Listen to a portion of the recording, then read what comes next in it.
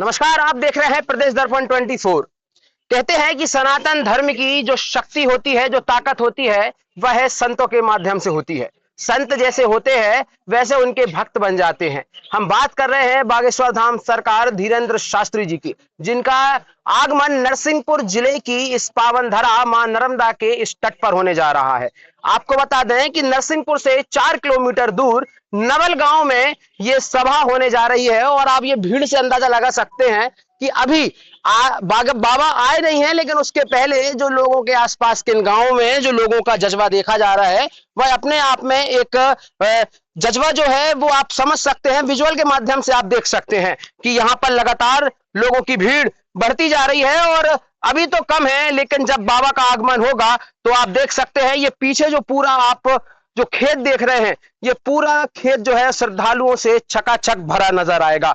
इसके जो आयोजक हैं अजय पटेल, वो हमारे साथ यहाँ मौजूद हैं। अजय, क्या कहोगे कि बाबा का आगमन जो है वो कब हो रहा है और क्या व्यवस्थाएं हैं मूलभूत, जैसे भंडारा हो गया, ये मेन व्यवस्थाएं होती हैं, तो क्या व्यवस्थाएं रहेंगी, पानी की क्या व्यवस्था रहेगी, क्या कुछ नया है?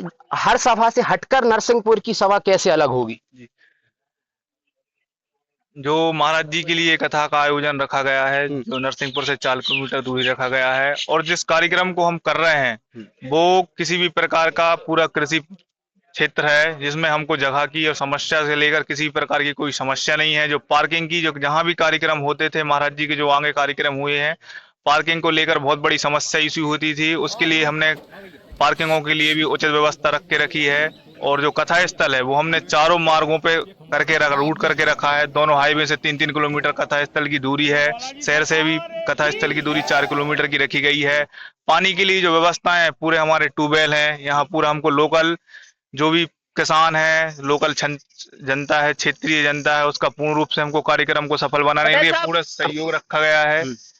और जो भी कथा स्थल है वो हमने 25 से 30 एकड़ का ग्राउंड रखा गया है, जिसमें हमको खाने के लिए, भोजन के लिए पूरा 5 ही दिन नियमित रूप से 24 घंटे भंडारे का आमंत्रण रखा गया है, जिसमें पब्लिक को किसी प्रकार की परेशानियां ना हो।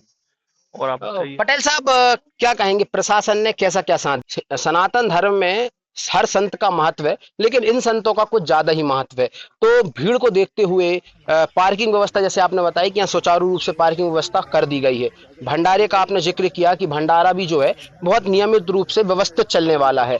प्रशासन का कैसा आपको सहयोग मिलने वाला है? प्रशासन से कुछ बात हुई है?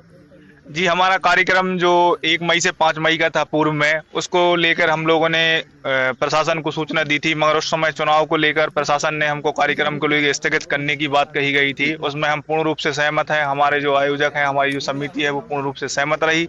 प्रशासन ने हमको कार्यक्रम कराने के लिए 4 जून के बाद किया था, तो हम प्रशासन के हिसाब से ही कार्यक्रम को रख रहे हैं। अब प्रशासन को हमने फिर इस कार्यक्रम की सूचना विधिवत दे चुके हैं। प्रशासन ने हमको पूर्ण रूप से सहमति दे दी है कि आप कार्यक्रम की तैयारी कीजिए, उसमें हमारा पूरा सहयोग रहेगा। इसमें महाराज जी का कार्यक्रम के लिए 6 जून से 10 जून के लिए प्रशासन कार्यक्रम कराने के लिए पूर्ण रूप से तैयार है। बड़े युवा हैं, कहाँ से शक्ति आई है ये?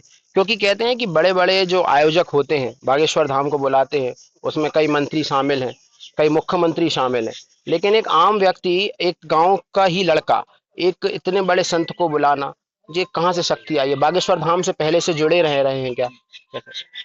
जो हमारा कार्यक्रम है, हम महाराज जी से आज से जुड़े हुए नहीं हैं। हम महाराज जी से आज से 3 से 4-5 साल से हम धाम से जुड़े हुए हैं। जब महाराज जी उतनी स्थिति में, तेजी गति में नहीं थी, जब ही हम लोगों का कथा कराने का हो गया था। मगर आज हम लोग एक क्या है, किसान परिवार से हैं।